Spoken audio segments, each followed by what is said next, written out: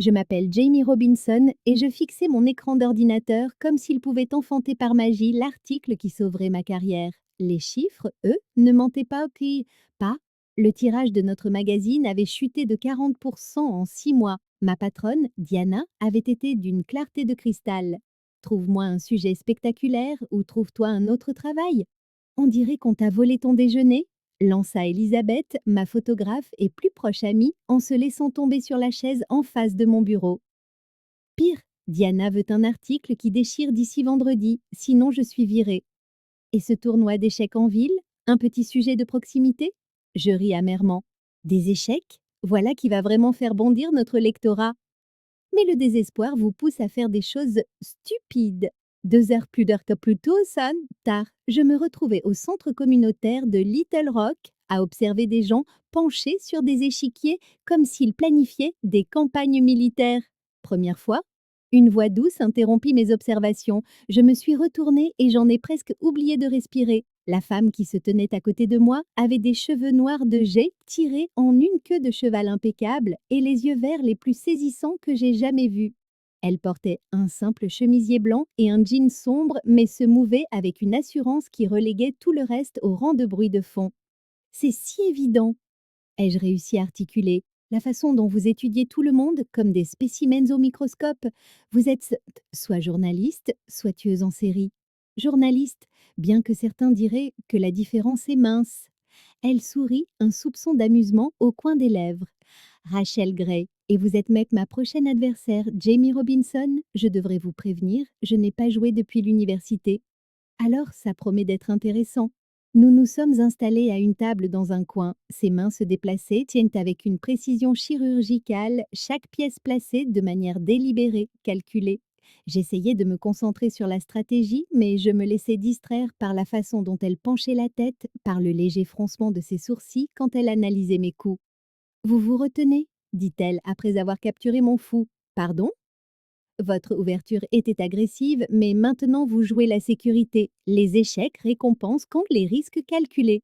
Comme la vie? Surtout comme la vie. Elle avança sa reine. Échec. J'ai étudié l'échiquier, réalisant que j'étais piégée. Vous faites ça souvent? Coincer des victimes sans méfiance? Seulement les plus intéressantes. Son regard croisa le mien, et quelque chose a basculé. Il ne s'agissait plus seulement d'échecs. Échecs et maths. Elle se renversa sur sa chaise, satisfaite. Bon sang, vous êtes doué, vous êtes doué. Je suis vétérinaire. La précision y est essentielle. Alors qu'elle rangeait ses pièces, je n'avais aucune envie que cette rencontre se termine. Un café? Je vous en dois un pour la leçon. Elle marqua une pause. Il y a un endroit juste à et au coin, mais c'est moi qui choisis le sujet de conversation. Marché conclu. En sortant ensemble, je ne pouvais me défaire du sentiment que cette partie d'échecs venait de tout changer. Le café embaumait le grain torréfié et l'odeur des possibles.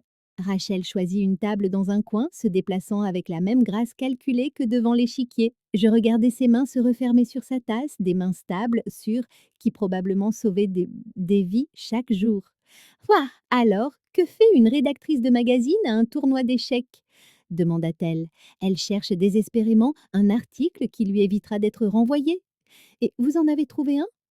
J'ai étudié son visage, la façon dont la lumière de l'après-midi accrochait le vert de ses yeux.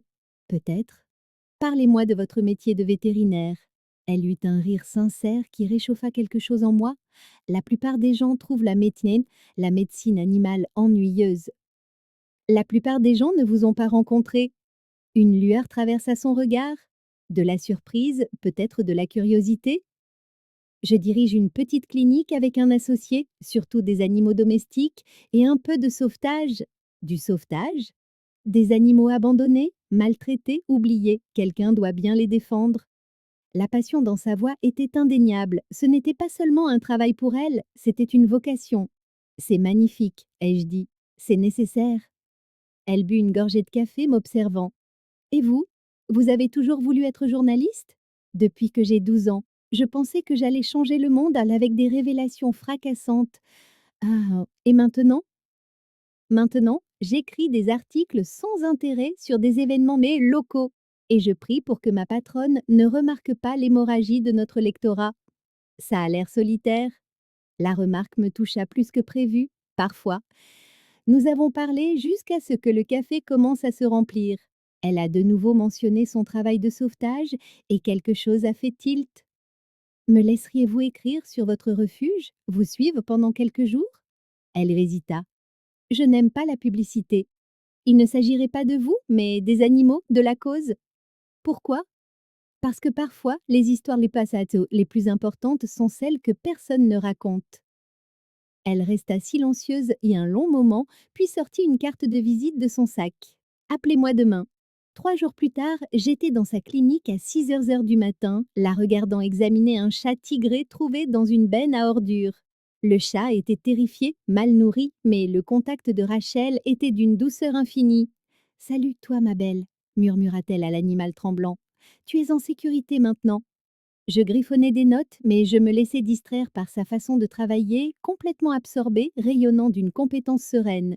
Le chat semblait le sentir aussi, se détendant peu à peu sous ses mains. Elle va s'en sortir?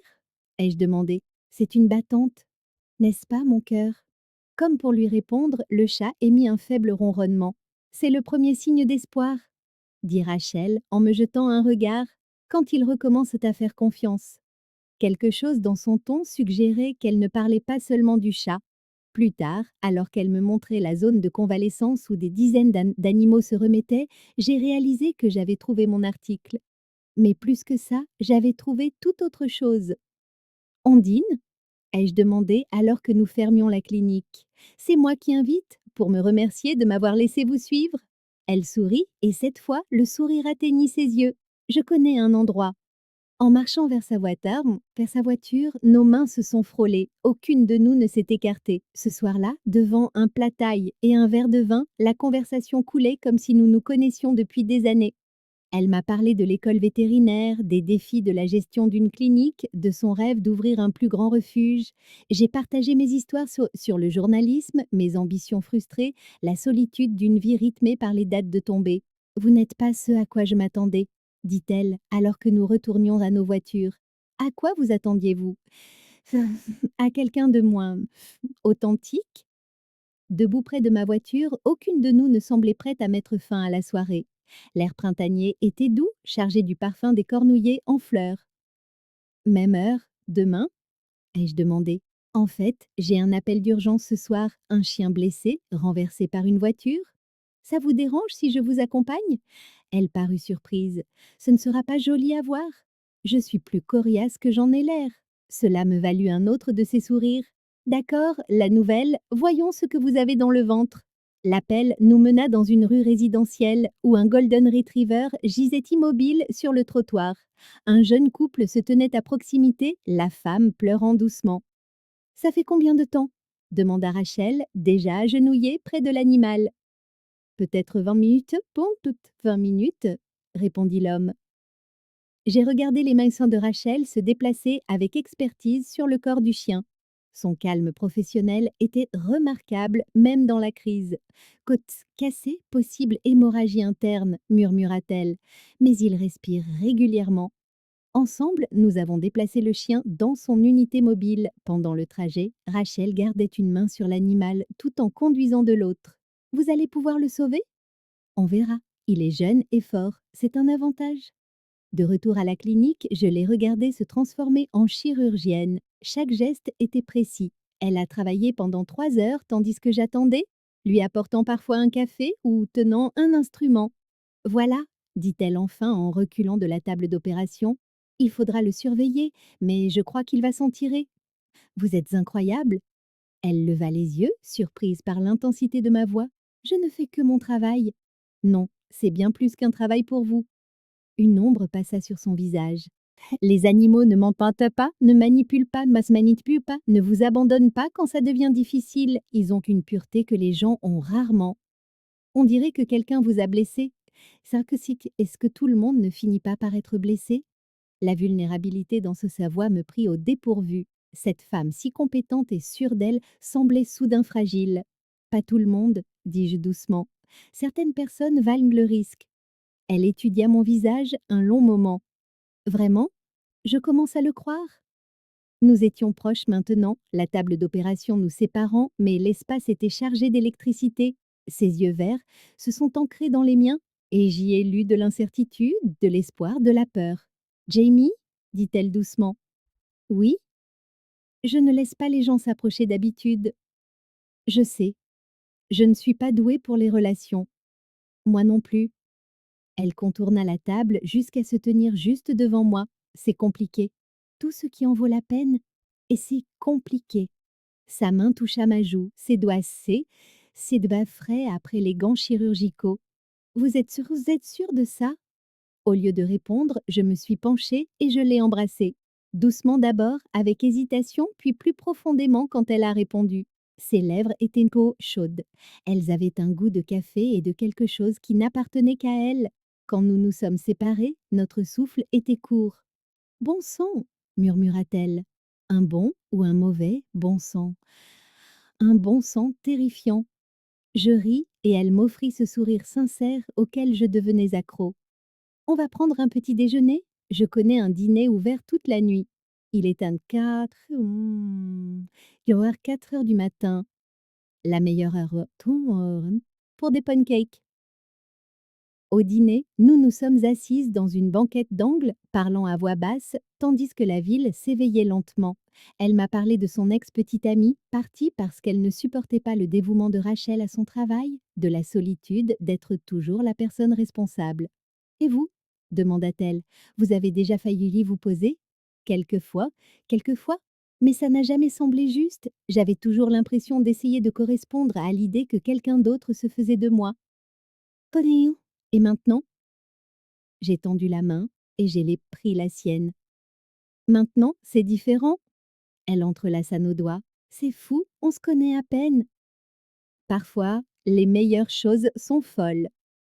Quand nous avons quitté le diner, l'aube se levait sur Little Rock. Une lumière rose et or peignait le ciel et tout semblait possible. Je devrais rentrer, dormir un peu, dis-je sans bouger. Vous devriez, acquiesça-t-elle sans bouger non plus. Je vous vois plus tard? J'aimerais beaucoup. Cette fois, quand nous nous sommes embrassés, c'était plus lent, plus profond, plein de promesses. Debout sur ce parking désert, avec le soleil levant derrière nous, j'ai senti quelque chose bouger en moi, quelque chose qui ressemblait dangereusement à de l'espoir. 2 semaines après ce premier baiser, mon monde avait été bouleversé de la meilleure façon qui soit. Je passais chaque instant libre à la clinique de Rachel. Mon article sur son refuge devenait quelque chose de beaucoup plus profond, de plus personnel. C'est vraiment bien, dit Elisabeth en lisant mon brouillon. Mais Diana va vouloir quelque chose de plus sensationnel. C'est-à-dire? Elle n'arrête pas de parler de titres aguicheurs et de contenu viral. Les histoires de sauvetage d'animaux ne mettent maintenant pas vraiment le feu à Internet. Comme si notre conversation l'avait invoqué, Diana a déboulé vers mon bureau. Robinson, où est cet article fracassant que vous m'avez promis? Je travaille sur un sujet sur les refuges animaliers locaux. C'est une histoire humaine passionnante. Les histoires humaines ne paient pas les factures. J'ai besoin de scandales, de controverses, quelque chose qui se partage sur les réseaux sociaux, pas un truc mielleux sur des chiots. Mon estomac se noie. Cette histoire est importante, Diana. Rachel fait un travail incroyable. Rachel? Le sourcil de Diana se haussa. On devient un peu trop proche de ses sources, non? Mes joues s'empourprèrent. C'est du journalisme professionnel? Alors faites-en du journalisme rentable, trouvez un angle d'attaque percutant ou trouvez-vous un autre travail. Après son départ, Elisabeth me serra l'épaule. Tu pourrais enquêter sur cette rumeur de corruption au conseil municipal. Je ne veux pas écrire sur la corruption, je veux écrire sur quelque chose qui aide vraiment les gens. Depuis quand t'intéresses-tu plus à aider les gens qu'à ta carrière? Depuis que j'ai rencontré Rachel, pensai-je, mais je ne le dis pas. Ce soir-là, j'ai trouvé Rachel dans son bureau, penchée sur des papiers. Des cernes assombrissaient ses yeux. Longue journée. Marcus remet en question tout ce que je fais en ce moment. Il dit que je suis trop investie émotionnellement dans les cas de sauvetage. Et vous l'êtes-ce? Elle leva les yeux, la frustration lisible dans son regard vert. Ces animaux ont besoin de quelqu'un pour les défendre. Si je ne le fais pas, qui le fera? Qu'est-ce que Marcus a dit exactement? Que ma vie personnelle affecte mon jugement professionnel, que je prends des décisions basées sur mes sentiments plutôt que sur le bon sens commercial. Un frisson me parcourut. Vie personnelle? Il t'a vu partir d'ici hier matin. Il a commencé à poser des questions sur notre relation, si c'est approprié pour une journaliste d'avoir un accès aussi proche. Rachel, je suis désolée, je n'ai jamais voulu causer de problème. Elle se leva et s'approcha, sa main trouvant la mienne. Tu n'es pas le problème, Marcus est de la vieille école. Qu'est-ce que tu vas faire hein Ce que je fais toujours, lui prouver qu'il a sort. Cette nuit-là, nous nous sommes retrouvés dans mon appartement pour la première fois. Rachel examinait mes étagères pendant que j'ouvrais une bouteille de vin. Une bouteille de vin. Une énergie nerveuse faisant trembler mes mains. Belle collection, dit-elle. Beaucoup de livres sur le journalisme d'investigation, des formations professionnelles. Quand je lui ai tendu son verre, nos doigts se sont effleurés. L'attirance qui montait entre nous était presque palpable. Jamie, dit-elle doucement. Oui, je repense sans cesse à ce matin, au café. Tout semblait si possible. Ça l'est toujours. Elle posa son verre et se rapprocha. Je ne fais pas dans les relations sans lendemain. Moi non plus. Je suis sérieuse. Quand je tiens à quelqu'un, j'y tiens complètement. Ça peut être écrasant. Essayez-moi. Cette fois, quand nous nous sommes embrassés, c'était différent. Urgent, désespéré, comme si nous nous étions retenus trop longtemps. Ses mains se sont emmêlées dans mes cheveux et je l'ai attirée plus près. Besoin de la sentir contre moi. Tu es sûre murmura-t-elle contre mes lèvres. Je n'ai jamais été aussi sûre de quoi que ce soit. Nous sommes allés dans ma chambre, prenant notre temps, nous découvrant par des caresses douces et des mots chuchotés. Rachel était tendre mais passionnée, complètement présente. Après, allongées l'une contre l'autre dans la pénombre, j'ai ressenti une plénitude que je n'avais jamais connue. À quoi tu penses demanda-t-elle, traçant des motifs sur mon épaule, que je pourrais m'habituer à ça. À ça? À toi? À nous? À tout ça? Elle resta silencieuse. Ça me fait peur à quel point j'ai envie que ça marche. Pourquoi ça te fait peur? Parce que je n'ai jamais ressenti ça avant. Parce que ça compte trop? Je me suis tournée vers elle. Et si on prenait les choix et qu'on cherchait un jour à la fois? On peut faire ça? On peut essayer. Elle m'embrassa doucement, et je sentis le goût d'une promesse sur ses lèvres. Dehors, Little Rock dormait, mais dans mon petit appartement, tout avait changé. J'étais en train de tomber amoureuse de Rachel Gray, et il n'y avait pas de retour en arrière possible. Je passais un samedi matin parfait avec Rachel quand on a sonné à ma porte. Nous étions étendus dans le lit, partageant un café et le journal. Tu attends quelqu'un? Demanda-t-elle. Personne ne vient jamais chez moi à l'improviste. Mais quand j'ai ouvert, tante Victoria se tenait là, la sœur riche de mon père que je n'avais pas vue depuis 3 ans. Impeccablement vêtue, elle m'a dépassée pour entrer dans mon appartement comme en terrain conquis. Jamie, ma chérie, tu as l'air amaigrie. Tante Victoria, que fais-tu à Little Rock? Les affaires, bien sûr, quoique je me demande si cette visite surprise était une bonne idée. C'est là qu'elle a remarqué Rachel sortant de ma chambre, vêtue d'une de mes chemises trop grandes. «Oh! Ah!» dit Victoria, son sourire se faisant aussi tranchant qu'une lame de rasoir. «Je vois que tu as de la compagnie. Voici Rachel Gray», dis-je rapidement. «Rachel, ma tante, Victoria». Rachel tendit la main poliment. «Ravie de vous rencontrer». La poignée de main de Victoria fut brève, son regard réprobateur. «Charmant. Jamie, pourrions-nous parler en privé?» «Je partais justement», dit Rachel avec diplomatie, sentant parfaitement la tension. «Non, pas du tout», protestai-je, mais elle rassemblait déjà ses affaires. «Oh, appelle-moi plus tard», murmura-t-elle en m'embrassant sur la joue avant de s'éclipser. À l'instant où la porte s'est refermée, Victoria a bondi. «Jamie Elizabeth Robinson, qu'est-ce qui se passe exactement ici? Rien qui ne te regarde? Tout ce qui concerne cette famille me regarde, surtout quand tu gâches ton avenir avec une moins que rien locale. Rachel est vétérinaire. C'est loin d'être une moins que rien. C'est une distraction. D'ailleurs, j'ai une excellente nouvelle. Le fils de Richard Blackwood, Thomas, s'installe à Little Rock. Ta photo lui a beaucoup plu. Mon sang se glaça. Quelle photo? Celle que je lui ai montrée. Il a très bien réussi dans l'immobilier commercial. Un mari parfait. Tante Victoria, je ne suis pas intéressée. Sottise. Tu as 32 ans, Jamie. Il est temps de te ranger, de fonder une famille. Les Blackwood ont de l'argent, des relations, ce mariage serait bénéfique pour tout le monde. Un mariage? Je la fixai, horrifiée. Tu parles d'un mariage arrangé? Je parle d'un partenariat avantageux. Thomas arrive la semaine prochaine. J'ai déjà prévu un dîner. La panique m'envahit. Victoria avait financé mes études. Quand elle exigeait quelque chose, ce n'était pas vraiment une demande. Je ne peux pas épouser Thomas Blackwood. Et pourquoi pas? La vérité était sur le bout de ma langue, mais je ne pouvais pas la lui dire. Elle me renierait sans hésiter. Parce que je suis déjà fiancée. Le mensonge m'a échappé avant que je puisse le retenir. Les yeux de Victoria s'écarquillèrent. Fiançailles? À qui? À Rachel. Cette femme qui vient de partir? Ne sois pas ridicule. Des mots?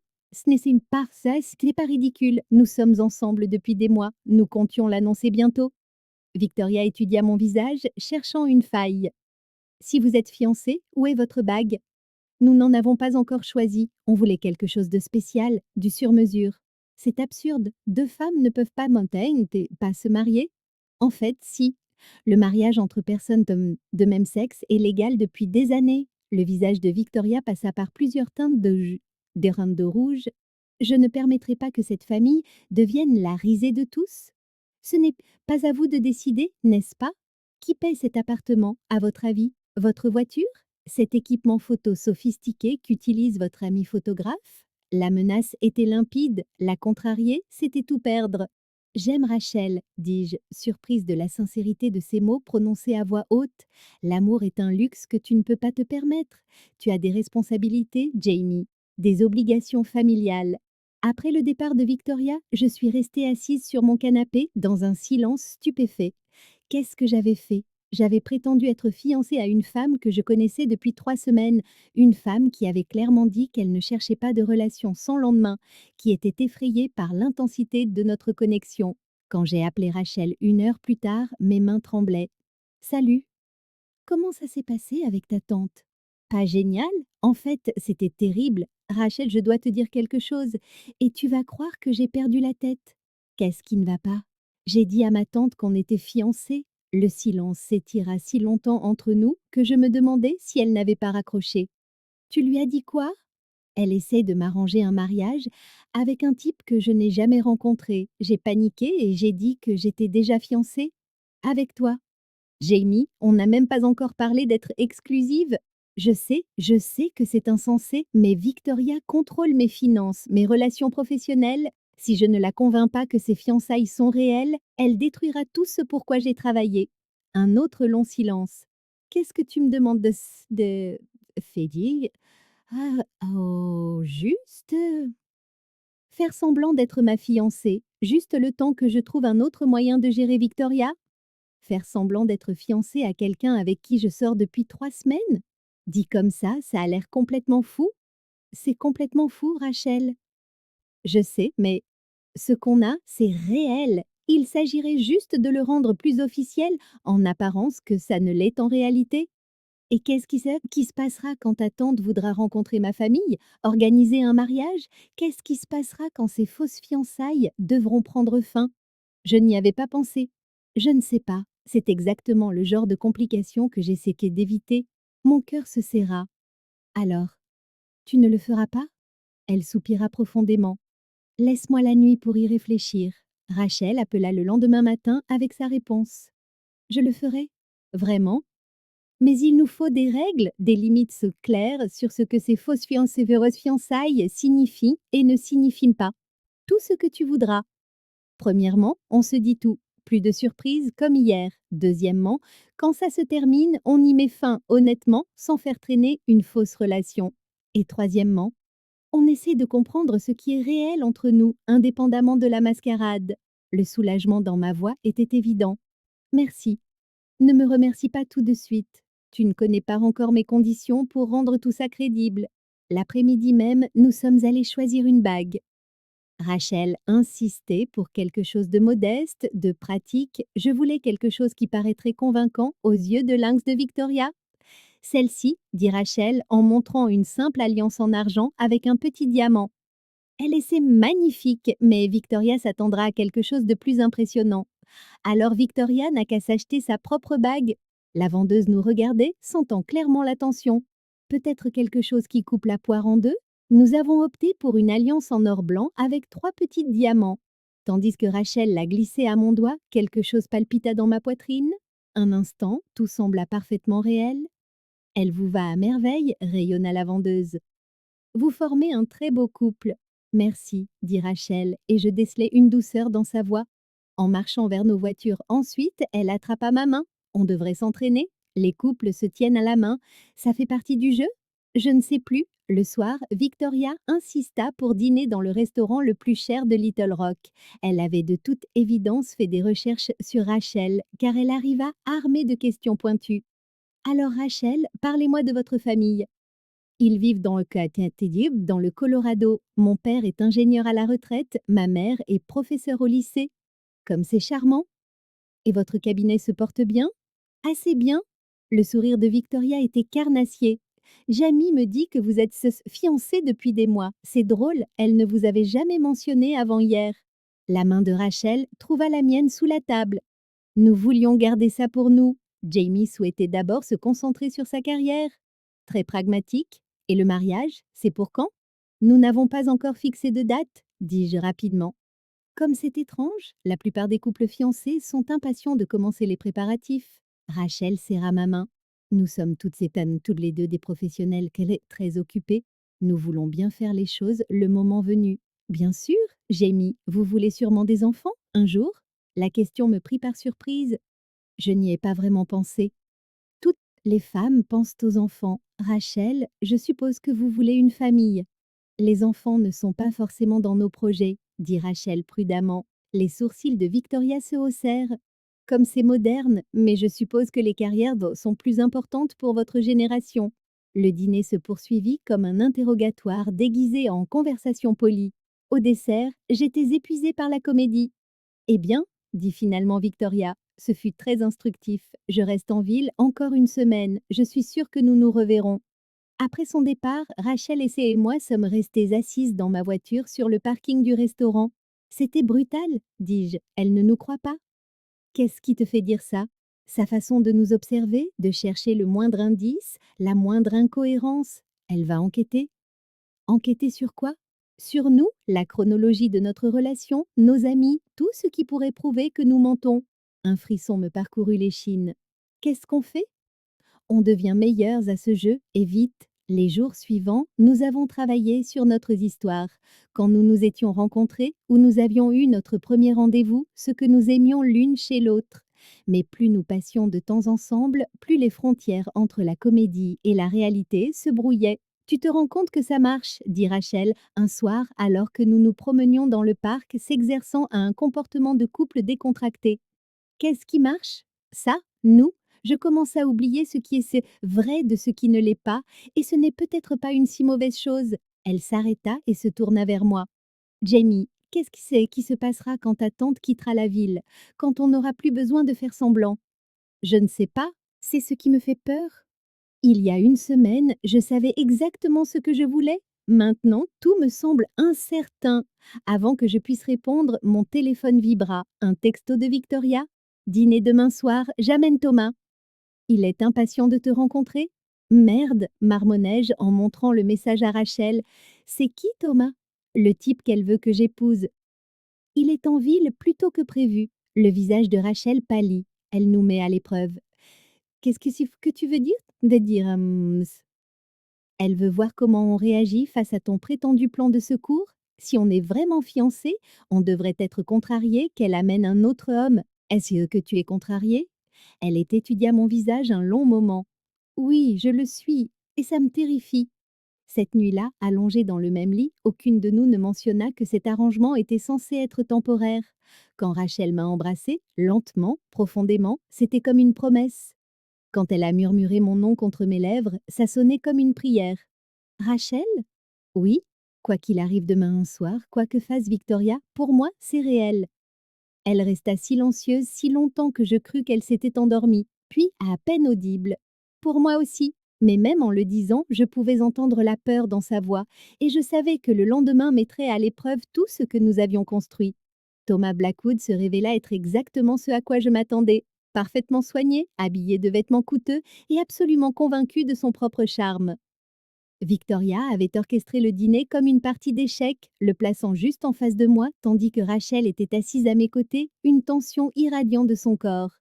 Jamie, Thomas me parlait justement de son nouveau projet immobilier, dit Victoria d'une voix mielleuse, des appartements de luxe en centre-ville, très impressionnant. Ça a l'air formidable, répondis-je, ma main trouvant celle de Rachel sous la table. Thomas se pencha en avant, clairement encouragé. J'adorerais te montrer les plans un de ces jours, avoir ton avis sur les supports marketing. C'est gentil, mais Jamie est très occupé par son journalisme, intervint Rachel avec douceur. Bien sûr, bien que je comprenne que le journalisme local puisse être financièrement difficile, je pourrais avoir quelques opportunités publicitaires. L'insinuation était claire.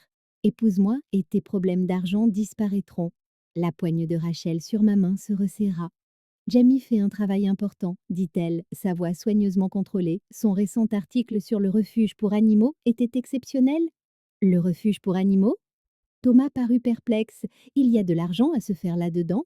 Tout n'est pas une question d'argent, dis-je, surprise par la vivacité de ma propre voix. Les yeux de Victoria pétillaient de satisfaction. Elle savourait ce moment. Thomas, parlez-nous de votre famille, l'incita Victoria. Alors qu'il se lançait dans des récits sur ses riches parents, je sentis Rachel se tendre davantage à côté de moi. Quand il mentionna ses projets d'enfants et de valeurs familiales traditionnelles, elle s'excusa pour aller aux toilettes. Charmante jeune femme, dit Thomas une fois qu'elle fut partie, bien qu'elle ait l'air un peu intense. Rachel était passionnée par son travail. Bien sûr, Victoria a mentionné que vous étiez fiancée. J'hochai la tête, la gorge soudainement sèche. Félicitations. Bien que je doive dire que vous n'avez pas l'air entièrement heureuse de la situation. Avant que je puisse répondre, Rachel revint, se glissant à mes côtés avec une assurance retrouvée. Tout va bien? Demanda-t-elle doucement. Parfaitement, dis-je, et je le pensais. La soirée se termina heureusement après le dessert. Thomas m'embrassa la main en guise d'adieu, me laissant sa carte de visite, au cas où tu changerais d'avis pour les supports marketing. Victoria s'attarda pendant que nous rassemblions nos affaires. Thomas est très séduit par toi, Jamie. Ça change de tes complications habituelles. Mes fiançailles ne sont pas une complication, Victoria. Vraiment? Tu as l'air terriblement tendue pour une femme heureusement fiancée. Le bras de Rachel se glissa autour de ma taille et je sentis une partie de mon anxiété s'apaiser. Nous devrions y aller, dit Rachel fermement. Jamie a une grosse journée demain. Sur le parking, nous avons finalement explosé. Je n'arrive pas à croire son audace, pestai-je, le pavaner comme un taureau de concours. Elle n'abandonne pas, dit Rachel d'un ton sombre. Ce n'était que le premier round. Que tu veux dire, oh? Tirade. Elle va continuer à pousser, à nous tester jusqu'à ce qu'on craque ou qu'on prouve que c'est légitime. Nous sommes rentrés à mon appartement dans un silence tendu. À l'intérieur, Rachel faisait les 100 pas pendant que je versais du vin avec des mains tremblantes. C'est de la folie, dit-elle enfin. On ment à tout le monde, y compris à nous-mêmes. Qu'est-ce que ça veut dire? Tu sais ce que ça veut dire, Jamie? Ça a commencé pour de faux, mais en cours de route, c'est devenu réel, du moins pour moi. Mon cœur s'arrêta. Rachel, je suis en train de tomber amoureuse de toi, vraiment tomber amoureuse, pas juste de jouer un rôle, et c'est terrifiant parce que je ne sais pas ce que tu ressens vraiment par rapport à ce que tu joues. Je posai mon verre et m'approchai d'elle. Tu veux savoir ce qui est réel? Oui, ça. Je l'embrassai doucement.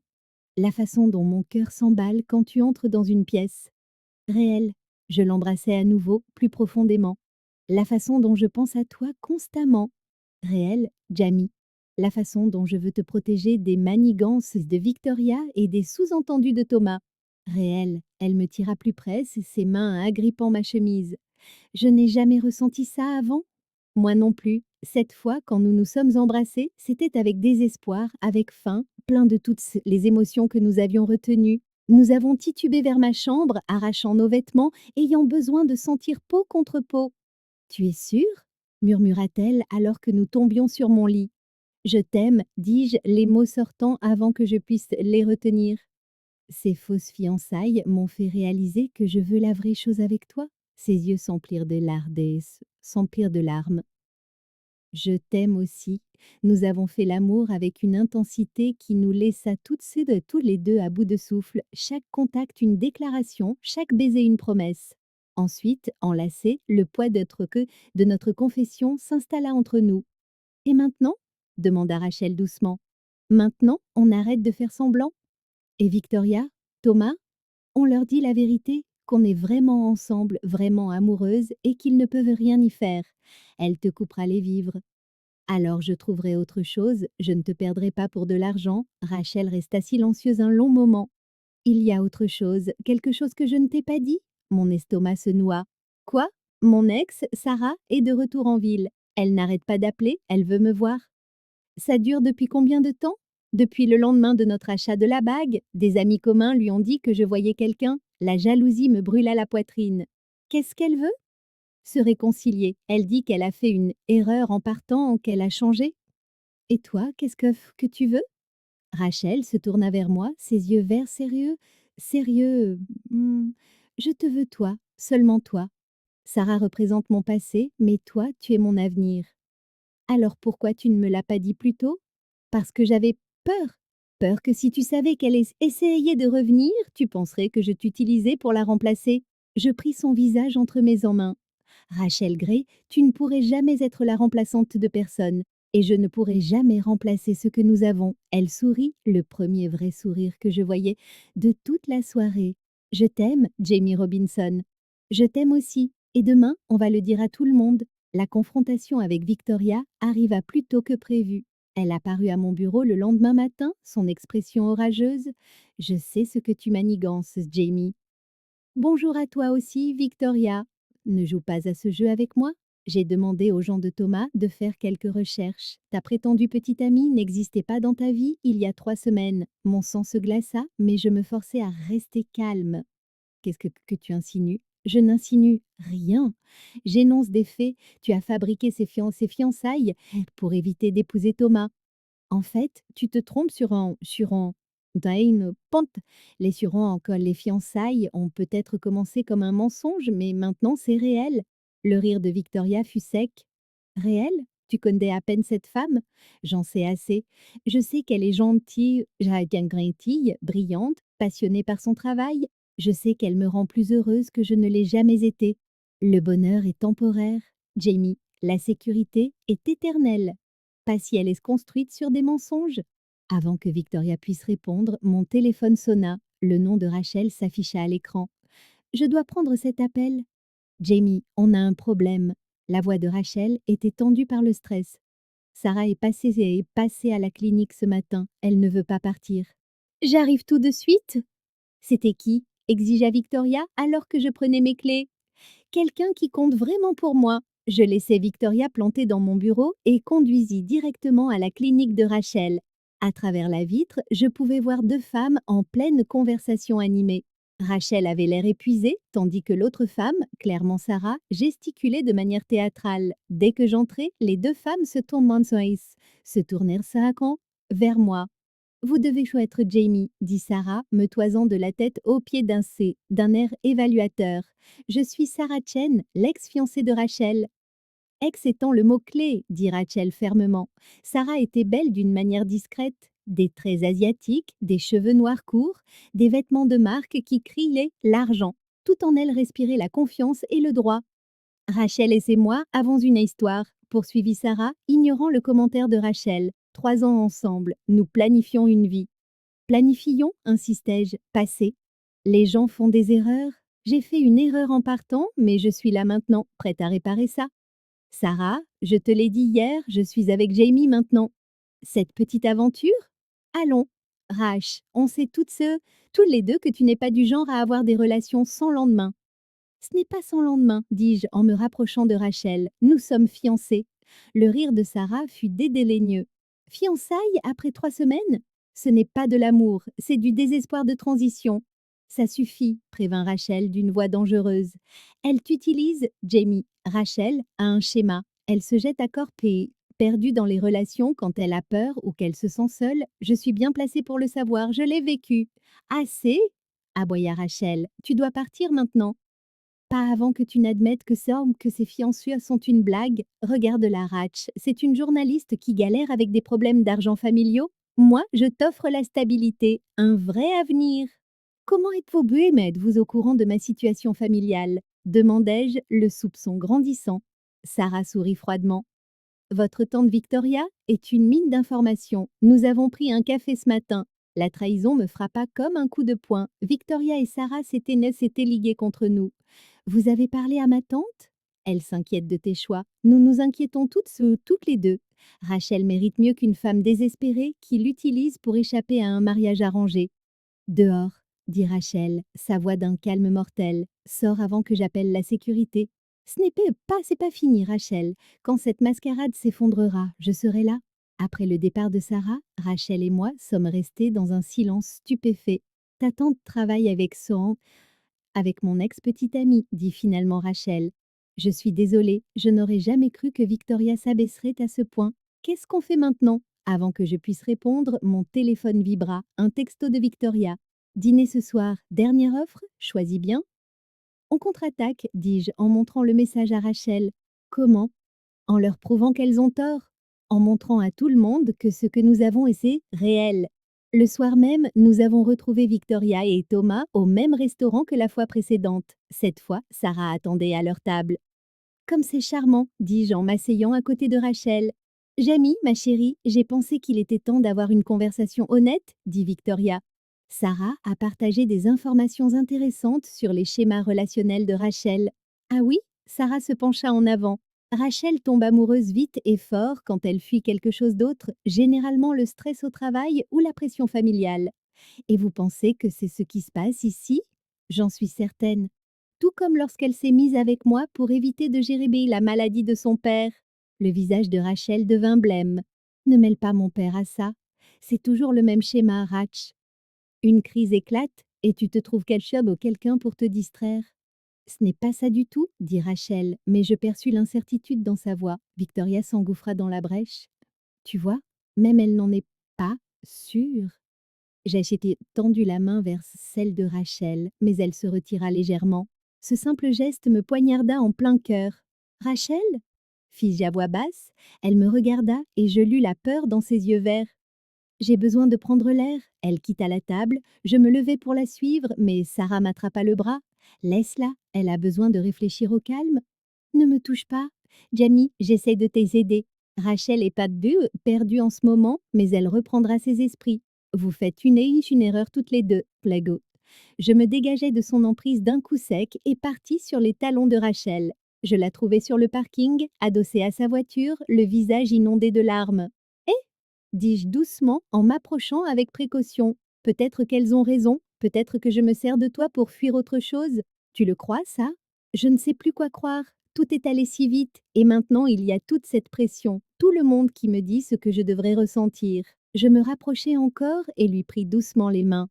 Regarde-moi, oublie les autres une minute, oublie Victoria, oublie Sarah, oublie ces fausses fiançailles. Regarde-moi et dis-moi juste ce que tu ressens. Son regard croisa le mien et je vis l'instant précis où ses défenses s'effondrèrent. J'ai l'impression de t'avoir attendu toute ma vie, murmura-t-elle. Alors c'est tout ce qui compte.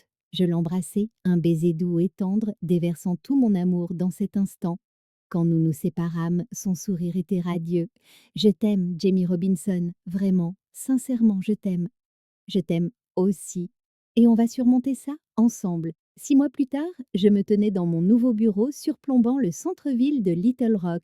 Par la fenêtre, j'observais Rachel tourner un reportage pour notre émission mensuelle consacrée au sauvetage des animaux. Mon magazine indépendant, Arkansas Réal, avait décollé au-delà de mes rêves les plus fous. Et Rachel était devenue mon associée autant que ma compagne. Le dernier numéro s'arrache dans les kiosques, lança Elisabeth en déposant les rapports de tirage enceinte sur mon bureau. Notre enquête sur la corruption au conseil municipal nous avait rapporté 15 nouveaux annonceurs. Victoria serait si fière, dis-je d'un ton sec. Ma tante m'avait coupé les vivres après ce dîner désastreux, mais son abandon m'avait libérée d'une manière que je n'aurais jamais soupçonnée. Sans son argent pour dicter mes choix, j'avais découvert de quoi j'étais vraiment capable. Des nouvelles de Sarah? Demanda Elisabeth.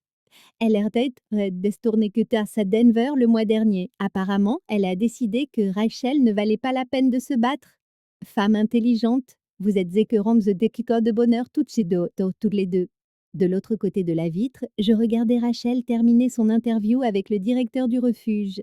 Elle avait commencé à y faire du bénévolat régulièrement après notre article dans le 3e numéro, et sa passion pour la cause animale était devenue le cœur de notre publication. Mon téléphone vibra, un texto de Diana.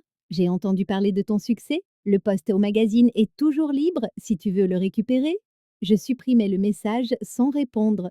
Ce soir-là, Rachel et Kel et moi assistions au tournoi d'échecs de Little Rock, un an jour pour jour après notre première rencontre. La table du fond, celle où nous avions joué notre première partie, était libre. Je ne pus résister au symbole.